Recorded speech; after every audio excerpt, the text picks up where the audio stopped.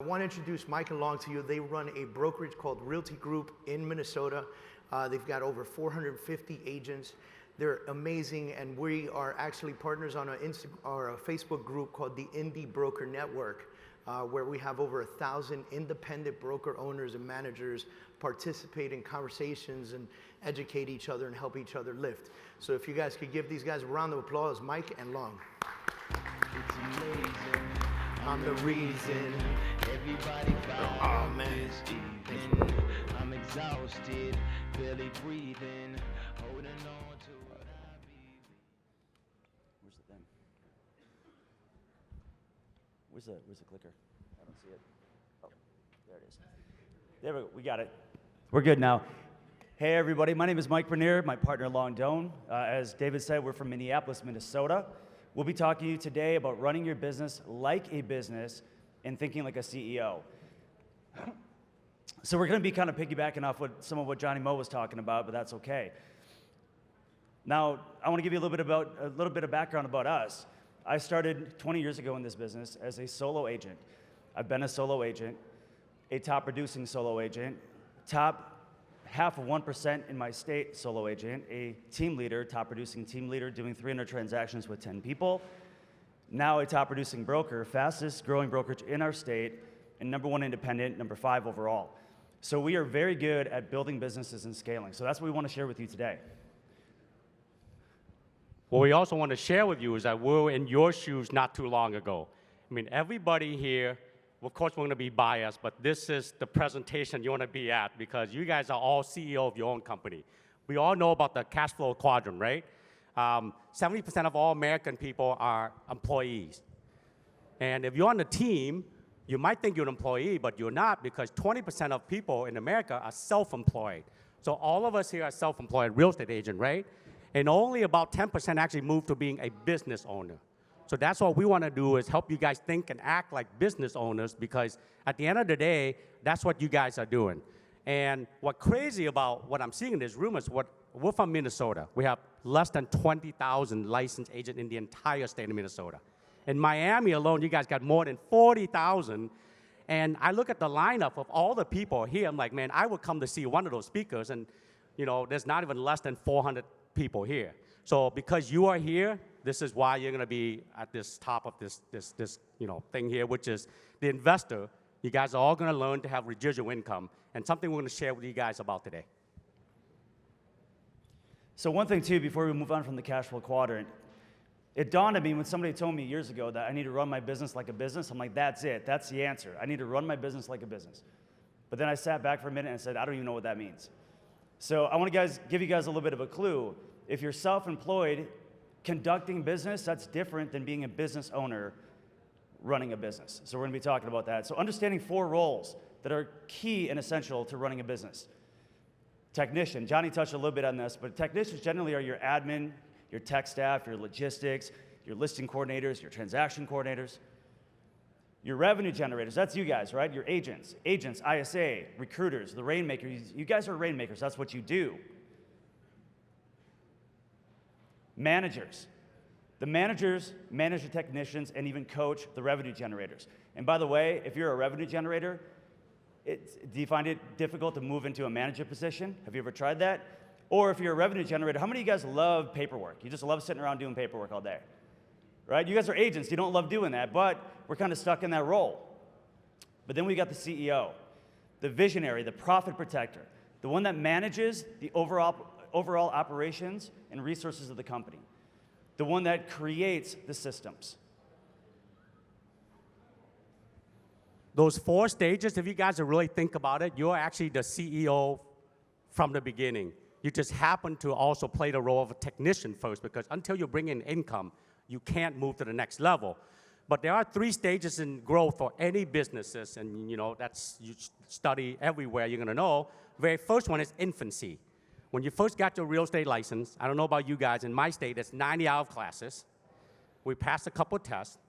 Now we're licensed to help people in the largest financial transaction in their lifetime. Pretty scary if you ask me, right? Well, in our industry, that's one of the problems. Our barrier of entry is really low. Because of that, everyone seems to know an agent, a friend, a cousin, or a sister. But the problem is 5.5 million homes are sold every year, and there's 1.3 million real estate agents around the country. We average about 4 or 5 deals a year. So because of that, the 90-10 rules, the top 10% will do 90% of the production, and the bottom 90 will fight for the top 10, the remaining 10. So infancy, only 80% of people actually get past the stage of infancy into the next stage. So infancy is when you first started out, you're the technician, like Mike shared earlier, and you're working your way up. You're doing everything. You're out there running, meeting people, making a phone call. You do all the other stuff. Well, we also know that's mirrored with our business as real estate. Only 80% actually survive to the next stage, which is expansion or growth. So this is where you guys are starting to do a couple deals a year, and you're like, okay, now what? What do I do next, right? How can I get from 3-4 transactions a year to 5, 10, 15? Well, you start doing things like this. You show up to this type of event, you learn, you go back, you start growing your business. So this is the people who are here that's going to have this time to start growing your business. You start thinking about what things should I be doing to take my business from what I'm doing right now to the next level. One of the things that we will recommend is come to an event like this, find a coach, find a mentor, someone who's done it before so they can take you there, okay? And then very few, 16% only makes past this, because most people get stuck on this one, and only 4% actually get to maturity stage. So maturity is not where you go find a business anymore, it's what do you do with the business when they come in. So when you have the business come in, now what do I do with it? And those are the 3 stages. So you just identify yourself, where am I at one of these stages? And then how do I get there? And all the stuff you guys are learning from today are all different leverages that we're going to talk about too, how to leverage and get your business to the next level. Working on your business and working in your business. So working in your business, it achieves results for your clients, and it's a short-term way to produce revenue. But working on your business, it achieves results in your business, and it's a long-term way of to sustainably and grow revenue and profitability. So agents tend to think very linear. You have a buyer, you have a seller. You think about working with that buyer and seller until you close them, and then you start all over. Anybody know what this means in your production and your income? You guys ever see that? You've been there, right? It's like an EKG machine. You're up, you're down, you're up, you're down. Eventually your business flatlines. You don't want that. So working on your business is working on the processes, the systems, the tools and technology that brought you that buyer in the first place. Working on your business is working on systems. It's working on shortening time frames. How long did it take you to get that buyer? A month? Well, a CEO is going to think about, how do I shorten that to 2 weeks? And then they're going to think about, how can I shorten that to a week? How can I work with more than one buyer at a time? Those systems and processes are where a CEO lives, working on their business. So as a CEO, there are 3 areas of focus that you want to focus on. Number 1 is innovation. How can you be different than everybody else? Because there's 40,000 licensed real estate agents in the Miami market, right? How can you be different? So what people don't realize is that we are in the people business.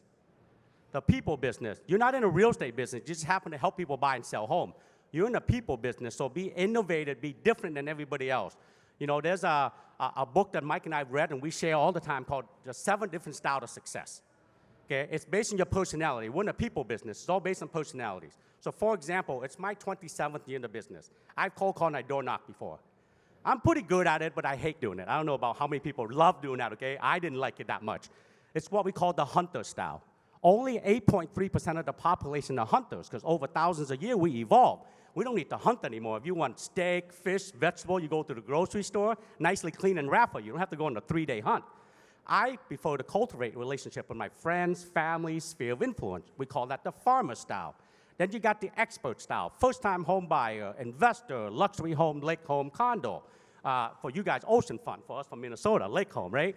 By the way, did you guys know that we have more coastal on the lakes because of 11,000 lakes than Miami and Florida combined?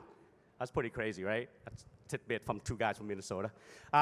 You know, and then you might have the hyper-localist. You know, whatever your hyper-localist in Miami, that's you. You want to be the mayor of your town. When they think of real estate, they think of you. Okay? Then you have your billboard or your bus benches. Some agents do that. You see them on the bus benches or billboard. Then you have your lifestyle one. Church people, bikers, musicians, whoever you hang around with. Then you have the last one, it's called the tribal one, your tribe, your peeps. Black people, gay people, Spanish, Asian, veterans, women, whoever you identify yourself with. So many of us have a combination, sometimes all 7. When you identify your strength and be innovative, the next thing, and focus on it, right, to be different. The next thing is quantification. When you run a business, you have to track everything. If you don't know where your business comes from, how do you improve it? Okay, there's a concept that we teach our agents all the time, is track everything and understand the difference between the leading indicator and the lagging indicator. Okay, so here's an example. If you're an agent and you said, I want to make $100,000 this year, and let's say in Miami, maybe your price point's more than us, we're only $250,000, right? So for us, we need to close about 20 transactions. Let's say it's only 10 for you. So that means you make $100,000 is a lagging indicator. The leading indicator is doing 10 deals a year. You following me so far? So now the 10 transactions you close become the lagging. The leading is how many customers or people I need to sign an agency with me. So if you're on a 75% conversion ratio, maybe that's like 13 or 14. So now that 14 become the lagging. The leading is how many appointments do I need to get in front of them? That might be 32. You go back and back until you go every day, then it's about prospecting. Okay, I need to contact 2 people and engage to get to that. Once you know that, you can improve in each area. So you can reverse engineer, which leads to orchestration, which is the last step. Once you figure all that out, you can start leveraging, putting process system in place.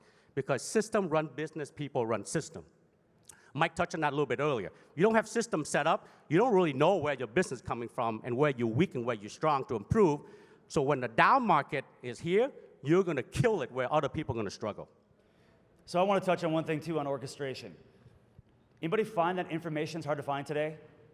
Information's everywhere, right? You can Google it, you can go on social media. It's not hard to find information. The hard part is implementation. It's about turning information into action. It's about bridging that gap. That's where most of us fall short. When we talk about systems, we talk about building something one time and not having to build it again. Who's ever eaten at McDonald's? I know we all have, right? So what I love about McDonald's, everything's on a system. If you're going to work there, you already know that the fries are going to go down for 3 minutes every single time. There's a button you press, they come up magically golden brown, they dump over, you're done. You don't have to figure that out every single time. One time. So key steps in business development. Your primary aim in life. Your business is an extension of you and should serve your life goals. I don't know if you guys think this way or not, but I think you should. There's some pillars in your life. Your financial health, your mental health, your emotional health, your physical health. All these things need to be in alignment if you truly are going to grow your business. If not, it's like driving a car with one flat tire. You can't develop in one area without the other. So make sure that your business is a natural extension of you and serves your life goals. Your strategic objective. What do you want to get from this business? Who's heard this? Begin with the end in mind. Begin with the end in mind. What are you doing here? Where do you want this to go? What is your organizational strategy? Talking about systems. To turnkey your business with clear workflows, SOPs, which are standard operating procedures, policies and systems. Development of your management systems. Manage your business by managing your systems. Replace yourself from your business. So the more you can replace yourself from doing the same things every day and get out of the technician role and eventually out of the revenue generation role and focus only on the CEO role, that's when your business is going to really prosper. Your people strategy. Long said it probably 4 or 5 different times already, we're in the people business. You're going to set yourself up for success by empowering the people that are in your organization. Your marketing strategy. You've got to create your audience. Who is your ideal target audience? Your system strategy. Once enough systems are created and they function independently, you can essentially replace yourself out of the business. 5 problems to solve. So in real estate, the way that we see it is there's 5 distinct problems to solve, and once you solve all these, you win the game of real estate. The first problem is consistent income. The day you got licensed, and think back to this, the day you were licensed, did you have a book of business? Anybody else do this? You get your license, you're like, yes, I'm licensed. This time I'm gonna run out there and I'm gonna sell some houses. So who's gonna call me? Where am I going to get this business from? Over time, you figure out how to build some consistent income. You get that transaction a month or that 2 a month, which leads to a whole new problem. Efficiency. Anybody ever work in a restaurant? All right, imagine owning a restaurant. You're the owner, the cook, the busboy, the valet, the janitor. How many customers in one night can you serve doing all those different roles? 1, 2? If you're doing all that. So over time, the problem to solve becomes efficiency. I can't tell you how many agents I've met that are doing 15 transactions a year, and they believe in their heart that they need an assistant. They just haven't figured out how to leverage time and use their time efficiently. Scaling. So with efficiency, what you start to do is you start to outsource. You start to outsource in your personal life and your business life. You start doing things like having your dry cleaning sent out, having somebody take care of your laundry, having somebody take care of washing your car. Sounds crazy, right? When you're starting out and you don't have consistent income, you got more time than money. At this stage, you start to have more money than time. And learning to leverage that to outsource so you can buy back more of your time to work only on high dollar producing activities, which leads to another problem. Now it's time to scale. Once you've outsourced, once you become efficient, at some point you are still going to grow beyond what you can handle yourself, and you're going to start insourcing. When you start insourcing, you might need your first full-time admin. You might need to start departmentalizing. You might have a listings department, a buyer's department, a marketing department. You'll have to scale all of those, which leads to one of the biggest problems we have, profitability. So being a revenue generator, the beauty of that is you keep 100% of the revenue you make. You don't have to share it. You have 100% of a pie probably this big. As you start to scale, you might end up with 50% of a pie that big, or 20% of a pie that big. But getting there, there's a J curve. You start hiring, what's going to happen? You're going to have expenses that you got to front load, you got to pay for up front before you see a return, and training people and building out systems and policies. That's time consuming. You're going to make mistakes, there's going to be failures, and you're not going to make money right away. This is where most people will drop the ball and stop building a business, right here. That J curve is scary, and it takes a minute to get through that. But once you do, once you start becoming profitable, it leads to an entire, new problem. Now it's time to start carving out some of that business income and start putting it into passive and residual income sources. How great would that be if you had enough residual and passive income that you no longer had to work or worry about your business at all? That is how you win at real estate. Do you guys ever look at your real estate license and hold it up and say, this is my golden ticket? You guys should all look at that. That should be hanging on your wall and look at it every single day. That is your golden ticket to infinity. There is no cap or ceiling on what you can do with that license. Real estate is one of those professions that's made more millionaire than any industry and have the biggest failure rate of all industries. You guys know that, right? So what's the gap between going from here to there? And all it's about mindset, you guys. So before I go into it, I want to also tell you guys that the game that Mike and I play when we start building a business about system process, we call it and then what game. Okay, at the end, and then what game. If I want to get more listing, so what do I got to do to get in front of someone? Okay, I got in front of them, and then what? I got in front of them, I got the contract signed that they're going to list with me, and then what? Okay, and then I go list the home and market it, and then what? I got an offer, and then what's happened? You play the and then what until you got the entire process system built out, that if you ever go out, you plug someone right in, you have a system process, you just plug the people in. And that's how you can grow as you keep growing, okay? But the mindset part is what really tricky about that, because you, like, everything's up here. You're like, you know how it works, but you don't really have it written down. So what we always talk to our agents about is the fixed mindset versus the growth mindset. Okay, fixed is focused more on the end. Like, I want to close 10 deals a year. And if you don't close 10, you get disappointed. Okay, whereas the growth is, what do I need to do to grow 10 a year? And if I keep failing, I'm going to learn, and learn. Okay, so mindset is extremely important. For example, we all know, right, that without mindset, you can't do it, because we all fail all the time, by the way, you guys. There's something that we talk to our agent all the time. There's 3 things that definitely in life that will never change. 1, death. We're all going to die someday, right? 2, taxes. We all pay taxes somehow. And third one is failure. You are going to fail in life all the time. How do you learn from that? Okay, if you think you're going to succeed more, I mean, look at all people, great people in history. You know, Thomas Edison. Man, when he was younger, people told him he's so stupid, he can't learn anything. He got fired from his first 2 jobs. He couldn't keep a job, so he went on his own. He failed 1,000 times before he invented the light bulb, which is kind of cool, right? We have this now, you know? Michael Jordan, you know, got cut from his high school team. Didn't even get recruited by any colleges. And look what happened, you know, about that. For me, the game of golf is probably, I suck at it. I don't get out enough to play. But it's a really good example of growth mindset. The dumbest game ever, I think, invented. A little tiny ball, you're trying to hit with a stick into a little tiny hole 300 yards away, right? But if you think the fixed mindset, you can get there in one shot, you already failed. The growth part is what you do every shot to get there. So that's pretty much the way I think of it. But the scarcity versus abundance is another thing. Why are there not more people here at this event? Maybe some of the brokers are scared that if I send my agent to one of these events, they might meet somebody that someone's going to recruit them away, right? That's a scarcity mindset. What the abundance should be, I'm going to come and learn, and I'm going to go back and share with every agent that we know out there so we can all raise our standard of professionalism. That's something in our industry we don't do enough. If you Google real estate agents, the top 10 pop-up would be like slime, used car sales. I mean, we don't have a very good, reputation.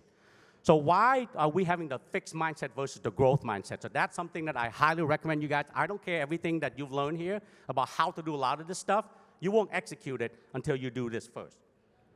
When you guys go back, and next year, if we get invited to come back, we would love to, and we might see some of the same faces. And I'll ask you guys, and most of you guys have not implemented one thing you learned from all the notes you took after this. I guarantee you, 9 out of 10 of you guys have not implemented a dang thing. We go and we do mastermind, we share all this stuff, even in our market, right? And they're like, why are you doing that? Why are you giving us all your secret? Because we're competing for the same people. We look at them and go, yeah, but 99% of the time you won't go do it. So don't worry about it. I'll keep telling you because you won't execute. So that make sure the mindset part is there. So speaking of fixed versus growth mindset, he mentioned Thomas Edison a minute ago. There's a famous quote about Thomas Edison. It took him 10,000 attempts to invent the light bulb. And what he said about that was he didn't fail 9,900 times to invent the light bulb. He learned 9,900 different ways not to invent the light bulb. Anybody familiar with WD-40, the company? You guys know how they got that name? Because they failed 39 other attempts. It was a 40th attempt that they had success, so they named their product WD-40. The fixed versus growth mindset is not about a fixed failure point. This didn't work for me, it's an obstacle, I'm done. No, there's an obstacle, I'm gonna find my way through it, around it, over it, and I'm gonna conquer it. That's a growth mindset. Another thing we get crazy on this, so Mike and I, so we're pretty much the co-CEO of our company, okay? And we coach people around the country, and people would say, hey, I need to bring on someone to help me out because I can't do it all myself. So my partner or my right-hand person or whatever it is. And by the way, how many times you guys talk a day? And then I'm like, I don't know, let me take a look at a normal day. It wasn't even crazy. I look up all the calls, all the texts, reply back and forth 47 times. So we probably talk more to each other than our spouses, obviously, our significant other. But one thing that we came up with, we're kind of geeky on acronym. So we came up with this thing called LIFE. Okay, we call it the circle of life. Okay, you're gonna learn. That's what you're doing today. You're gonna go back and implement, hopefully, and you're gonna suck at it because you're gonna fail, but you're gonna evolve from it, and you're gonna do it all over again. Okay, so I encourage you guys to go out there and try and fail so that you can evolve. Because if you don't do that, you will be in a fixed mindset. You will be here next year again, and you haven't learned a dang thing. So know yourself. How do you know your business unless you know thyself? What business are you in? If I ask, there we go. So if I asked everybody in the audience what business you're in, we're gonna hear sales, we're gonna hear service, we're gonna hear people, we're gonna hear 1,000 different answers, and none are really wrong, but you yourself have to know what business you are in. And so does your team and staff. If you're running with a team and staff, they all need to be able to answer this question identically. What is your vision mission? What impact are you looking to create? At the end of the day, what's your legacy? What is your competitive advantage or your core competency? What are you really good at? Who is your ideal client or clients?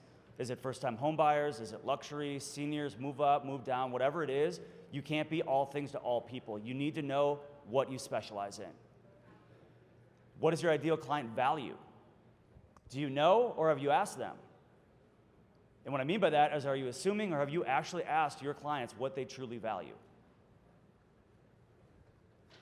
So to touch on that last piece, big thing that we talk to our agents all about is to go from the golden rule. Do we all know what the golden rule is? What's the golden rule?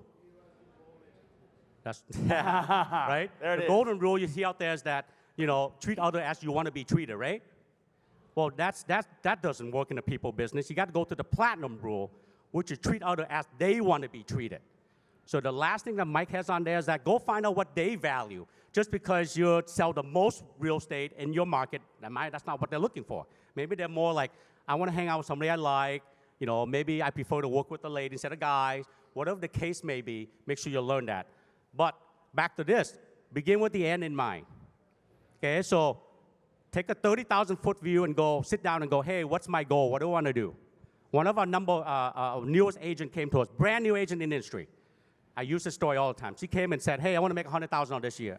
But I know I'm being aggressive. No, let's sit down. We talked about her style. She's more of the farmer style, whatever, right? So we did that reverse engineer back with her. We said every day, 2 a day. All you need to make is 2 contacts a day. Engagement, meaning that you talk to someone, they talk back to you. Nowadays with YLocal, you can use Rare for that, right? You don't have to do it yourself. So once you get that, it'll move to the next one. So 30,000-foot view. Benchmarks and milestones. Long mentioned golf. The benchmark of the milestone is that first shot. You've got to set yourself up to go from information to action by taking small little commitments. Get rid of the word goal even. What are your small little commitments every single day that's going to move your needle? Goals and commitment, we talked about that. We'll go to the next one. A good plan today is better than the perfect plan. What I actually say is the good plan not executed is a shitty plan. Sorry about my French, right?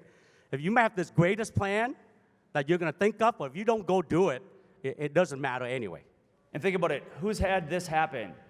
Analysis paralysis. Who's experienced it?